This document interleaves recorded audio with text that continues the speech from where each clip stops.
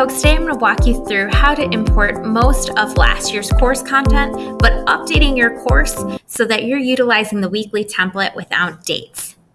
So once I build my sandbox course here by starting a new course, I'm going to go over to Commons.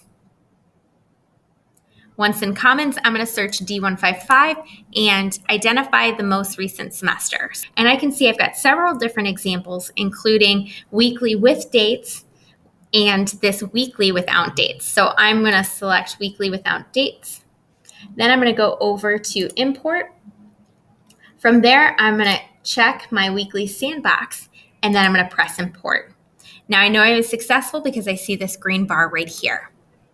Back on my dashboard, I'm going to enter the course, and now I can see that my content is importing, and you can see that I've got this weekly template that already has generic weekly homepages here. So for subsequent years, I won't necessarily have to restart and recreate from scratch. So once I've got my template imported into my sandbox, now I'm going to go back to my homepage and I'm going to import course content. Once in import content, I'm going to select copy a Canvas course. I will type in the name of my previous course, and I'm going to select specific content. From here, I'm going to select content, and I am going to import my course settings. I'm not going to import syllabus because that's going to have previous dates for assignments.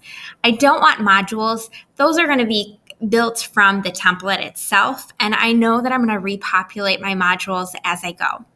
I do want assignments, quizzes, question banks, discussions. I'm going to come back to pages. I want external tools. I don't want previous announcements, but I do want rubrics and files. When it comes to pages, I know I don't want the weekly home pages from last year. Those had dates on it. Instead, I'm just going to select my readings and some of the resources that I might have built.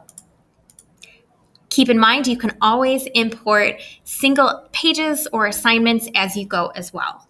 So I'm going to select content, and then I'm going to allow that content to pull over. Once that content has pulled over, I can go to my modules because I always want to build in modules. I can hit this plus button, and as those assignments begin to pull in, I will be able to choose from the list and begin to populate out my modules. Once I'm ready to build out my overview page for week 1 for my students, I can go up to the edit pencil, and I can utilize the course links button to begin to populate out my assignments and build those resources for my students. As I'm playing around with this weekly template, I noticed that I can change the course name. I can also change the date. If I wanted to, I could add dates to my homepage underneath the buttons. So I can completely customize this template so that it is useful for me and for my students. And if I decide to change the format or I decide that I want to utilize a different template, I can always go to settings and I can press reset course content.